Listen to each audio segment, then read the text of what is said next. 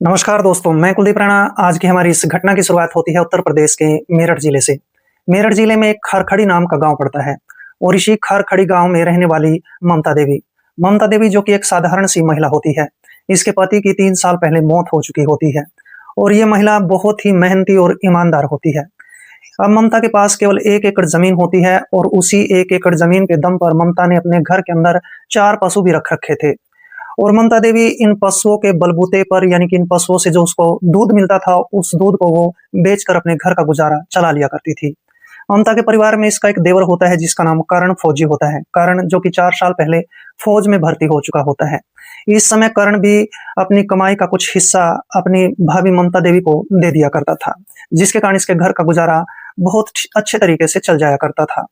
ममता देवी के पास अपने 2 बच्चे होते हैं, जिनमें बड़ी बेटी का नाम रचना होता है और छोटे बेटे का नाम चेतन होता है। रचना जो कि इस समय 12वीं कक्षा में अपनी पढ़ाई कर रही होती है। रचना पढ़ने लिखने में काफी तेज और होशियार लड़की होती है। दूसरी तरफ चेतन भी कक्षा 6 में पढ़ाई किया करता था और उसकी उम्र कम से कम 12-13 साल के आसपास की होती है। लेकिन लड़का चेतन हष्ट-पुष्ट दिखाई देता है, वह ऐसा दिखाई देता है मानो 15-16 साल का लड़का हो। और इस तरह से परिवार में सब कुछ ठीक-ठाक चल रहा होता है। लेकिन कोई भी नहीं जानता था कि आगे चलकर ये 12 साल का लड़का चेतन किसी बड़े घटनाक्रम को अंजाम देने वाला होता है। और इस तरह से एक तारीख आ जाती है जिसमें 10 सितंबर 2025 का दिन होता है। सुबह के करीब 8 बजे के आसपास ममता देवी की बेटी रचना और उसका बेटा चेतन, ये दोनों बच्चे स्कूल में पढ़ाई करने के लिए चले जाते हैं। और जैसे ही 1-2 घंटे का वक्त गुजरता है तो फिर ममता देवी सोचने लगती है कि मुझे पशुओं के लिए चारा भी खेत से लाना है, क्यों ना मुझे खेत में जाना चाहिए। और इस तरह से ममता देवी अपने घर से दरांती उठाती है। दरांती उठाकर वह अपने खेत में चली जाती है। खेत में जाने के बाद वह अपना चारा काटने में व्यस्त हो जाती है। जैसे ही वह चारा काट रही होती है तो इस गांव का एक दबंग सरपंच होता है जिसका नाम हरकेश होता है। हरकेश के खेत इस महिला ममता देवी के खेत के पास बिल्कुल नजदीक में लगते थे। हरकेश सरपंच भी उस खेत में पहुंच जाता है, लेकिन हरकेश सरपंच लंगोट का ढीला होता है, नाड़े का ढीला होता है। यह लोगों को ब्याज पर पैसे दे दिया करता था और फिर इसके बाद ब्याज न लौटाने के बदले में उन महिलाओं के साथ ये गलत काम किया करता था। और आज के समय में हरकेश जब अपने खेत में पहुंच जाता है तो इसकी नजर ममता देवी पर पड़ जाती है और ममता को देखकर ये हरकेश सरपंच इसके खेत में आ जाता है, इसके पास आ जाता है। हरकेश सरपंच अब इस ममता देवी को कहने लगता है कि तुम्हारे पति ने आज से 3 साल पहले 5 लाख रुपए लिए थे और उन 5 लाख रुपयों में से अब तक तुमने 2 लाख रुपए ही लौटाए हैं। बाकी 3 लाख रुपए तुम्हारे पति ने लौटाने थे और आज तक वो लौटाए नहीं हैं। मुझे 3 लाख रुपए आज के आज ही चाहिए। अब ममता देवी कहने लगती है कि मेरा फौजी देवर करण फौज में नौकरी करता है, वो तुम्हारे सारे पैसे धीरे-धीरे करके लौटा देगा। लेकिन हरकेश सरपंच का इरादा तो कुछ और होता है। लेकिन हरकेश सरपंच तो इस महिला ममता देवी को हासिल करना चाहता था।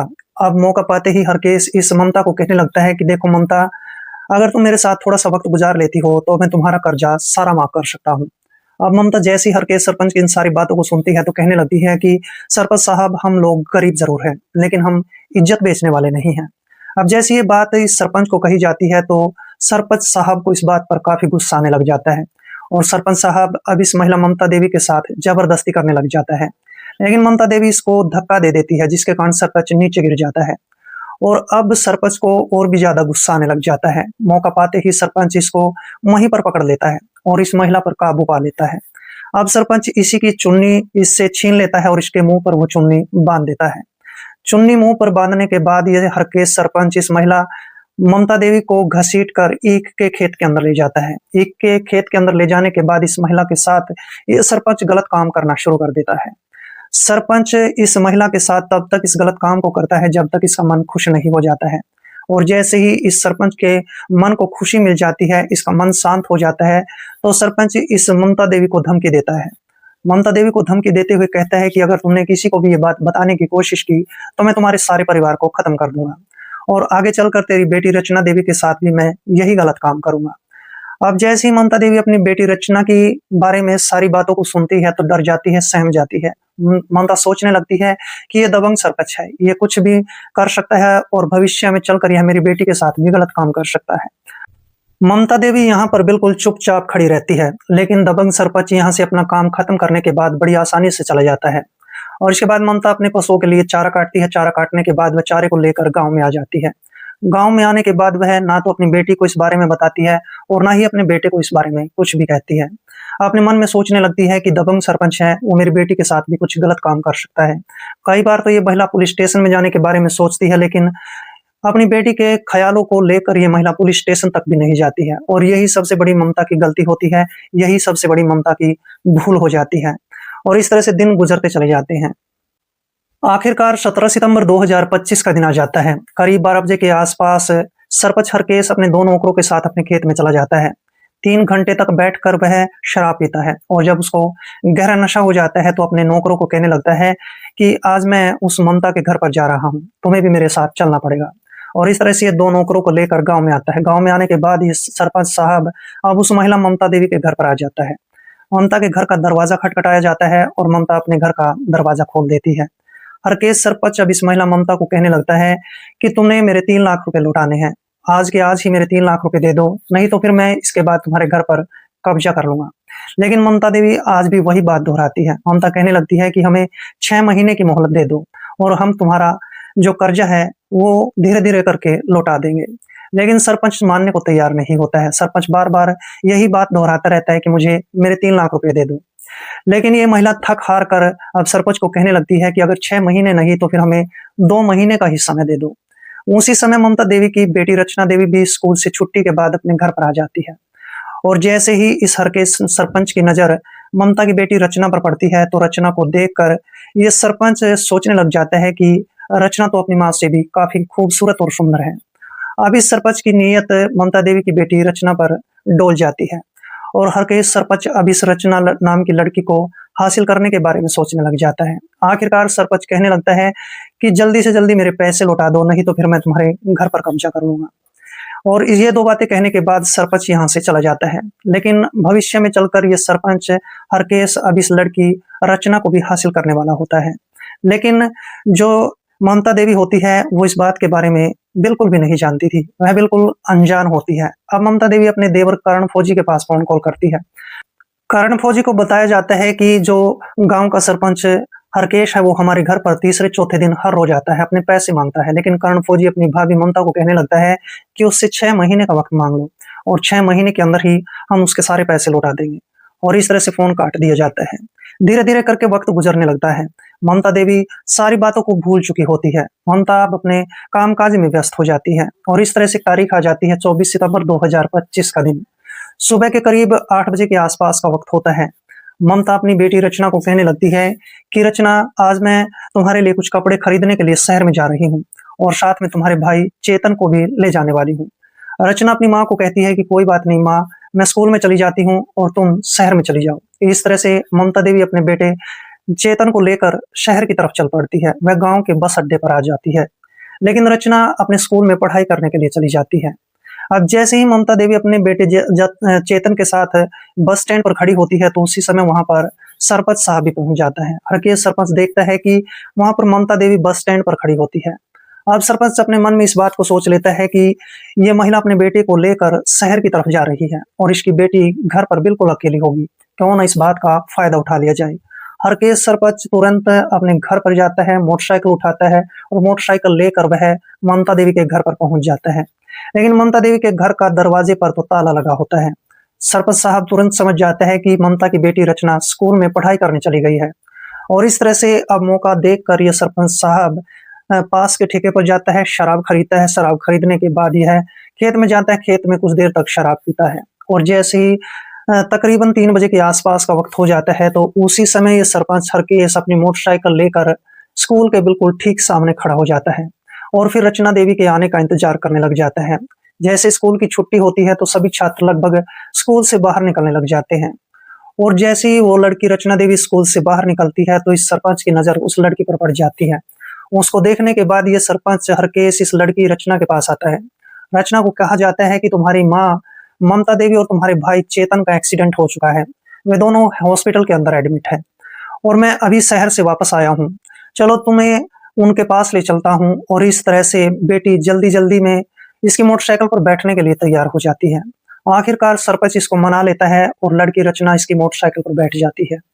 लड़की बीच बीच में यही बात पूछती रहती है कि मेरे भाई कैसा है, मेरी माँ कैसी है। सरपंच वहां पर झूठ बोलता चला जाता है और इसके बाद सरपंच अपनी मोटरसाइकिल का रुख अपने खेतों की तरफ कर लेता है। जैसे ही खेतों की तरफ मोटरसाइकिल का रुख किया जाता है तो रचना इस सरपंच को कहने लगती है कि अंकल तुम मोटरसाइकिल को लेकर खेत में क्यों जा रहे हो? अभी सरपंच कहने लगता है कि मुझे खेत में कुछ थोड़ा-सा काम है, वो काम निपटाने के बाद मैं तुम्हें लेकर हॉस्पिटल में चला जाऊँगा। लेकिन लड़की रचना बिल्कुल भी कुछ भी नहीं जानती थी, वह सारी बातों से अनजान होती है। आखिरकार के जो हरकेश सरपंच होता है इस लड़की रचना को लेकर अपने खेत में आ जाता है और फिर मौका पाते ही अपनी जेब से छोटा-सा चाकू निकालता है और इस लड़की की गर्दन पर रख लेता है। लड़की को बोला जाता है कि अगर तुमने शोर मचाने की या चिल्लाने की कोशिश की तो मैं तुम्हारी गर्दन यहीं पर काट दूँगा। अब लड़की रचना जो है डर जाती है, सहम जाती है। वह सारी बातों को समझ चुकी होती है, वह सोच रही होती है कि ये सरपंच मुझे झूठ बोलकर यहाँ पर लाया है। और इसके बाद ये सरपंच हरकेश इस लड़की रचना को लेकर अपने खेत में बने एक कमरे के अंदर ले जाता है।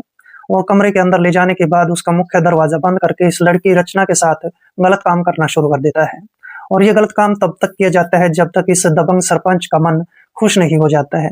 और जैसे इसके मन को शांति मिल जाती है तो ये दबंग सरपंच इस लड़की को धमकी देते हुए कहता है कि अगर तुमने ये बात अपने घर में किसी भी सदस्य को बताने की कोशिश की तो मैं तुम्हारे पूरे परिवार को खत्म कर दूंगा।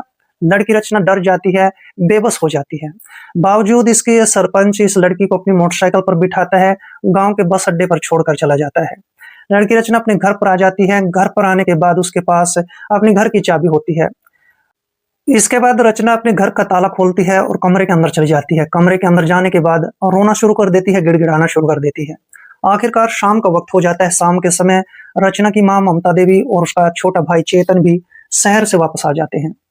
और जैसे ही ममता देवी अपने घर के अंदर जाती है तो वह देखती है कि उसकी बेटी कमरे के अंदर लेटी हुई थी, रो रही थी, गिड़गिड़ा रही थी। माँ ममता देवी अपनी बेटी को पुचकारते हुए, दुलारते हुए पूछने लगती है कि बेटी, ऐसी कौन सी बात है जिसकी वजह से तुम इतना रो रही हो? अब जो लड़की रचना होती है वह अपनी माँ से चिपक कर उसके गले से लगकर रोना शुरू कर देती है। रोते रोते वह अपनी बीती हुई पूरी कहानी को अपनी माँ को सुनाती है। वह अपनी माँ को बताती है कि दबंग सरपंच हरकेश ने मेरे साथ आज खेत में गलत काम किया है। अब माँ ममता देवी जैसी ही अपनी बेटी रचना की इन सारी बातों को सुनती है तो उसके पैरों के नीचे से जमीन खिसक जाती है। वह सोचने पर मजबूर हो जाती है कि आखिरकार सरपंच इतनी हद तक कहाँ तक गिर सकता है। अब इस बात पर ममता देवी को काफी गुस्सा आने लग जाता है। ममता देवी सोचने लगती है कि अब उसे शायद कोई ना कोई तो फैसला करना ही पड़ेगा। अब ममता देवी रात के समय में ही दबंग सरपंच हरकेश के घर पर चली जाती है। हरकेश के घर के सामने खड़ी होकर उसको गालियां देना शुरू कर देती है।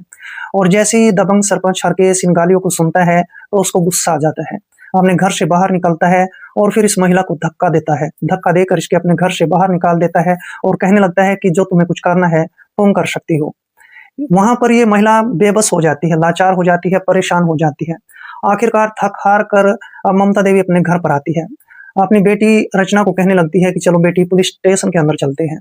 रचना कहने लगती है कि माँ वहां पर कुछ भी होने वाला नहीं है, सब पुलिस वाले उसकी जेब में पड़े हुए हैं। लेकिन फिर भी ममता अपनी बेटी रचना को समझाती है और समझाने के बाद रात के करीब 8:30 बजे के आसपास नजदीकी पुलिस स्टेशन में पहुंच जाती है। अब ममता देवी साथ में अपने बेटे चेतन को भी लेकर गई थी और साथ में अपनी बेटी को भी लेकर गई थी और इसके बाद पुलिस वालों को पूरी बात बताई जाती है। पुलिस दरोगा अजमत सिंह जैसे इस महिला की पूरी कहानी को सुनता है तो अजमत पुलिस दरोगा कहने लगता है कि तुम गरीब और छोटे लोग ऐसी ही हरकतें करते हो। जब भी तुम्हें अमीर लोगों से पैसे ऐंठने होते हैं तो तुम यही नाटक करते हो। अब जब ऐसी-ऐसी बातें अजमत दरोगा कहने लगता है तो ये महिला वहां पर भी बेबस हो जाती है। लेकिन ममता बार-बार उसी अजमत पुलिस दरोगा को ये बात कहती रहती है कि मेरी बेटी के साथ बहुत गलत काम हुआ है। तुम्हें इस बात की तो रिपोर्ट लिखनी ही पड़ेगी। लेकिन अजमत जो पुलिस वाला होता है वह इस दबंग सरपंच को अच्छे तरीके से जानता था। इसके साथ उठता था, बैठता था, खाता था, पीता था। इस वजह से अजमत पुलिस दरोगा अब इस महिला को कहने लगता है कि यहाँ पर तुम्हारी कोई भी रिपोर्ट नहीं लिखी जाएगी। और इस तरह से ममता देवी थक हार कर अपनी बेटी रचना और अपने छोटे बेटे चेतन को लेकर अपने घर पर आ जाती है।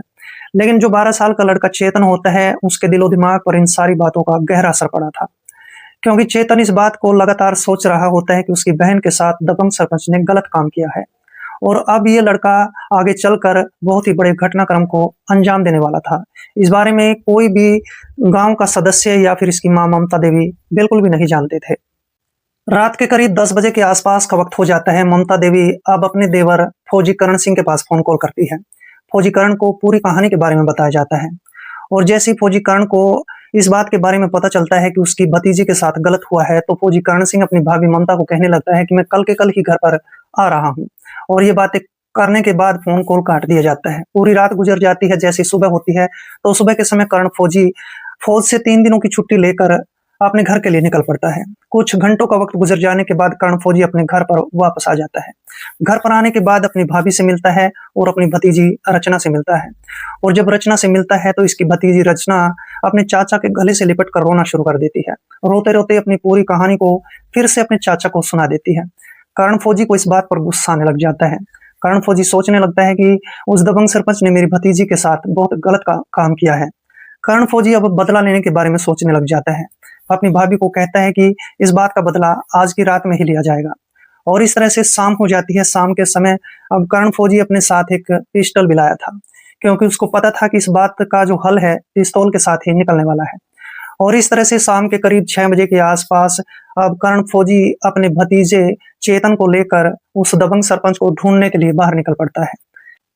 करण सिंह फौजी और उसका भतीजा चेतन, जिसकी उम्र मात्र 12 साल के आसपास की होती है, लगातार इस दबंग सरपंच हरकेश को 2 घंटे तक गांव में ढूंढते रह जाते हैं। आखिरकार रात का समय हो जाता है। अब कर्ण फौजी एक किराने की दुकान पर चला जाता है। किराने की दुकान पर एक दुकानदार बैठा होता है। उससे पूछने लगता है कि तुमने सरपंच को कहीं पर देखा है या नहीं देखा है।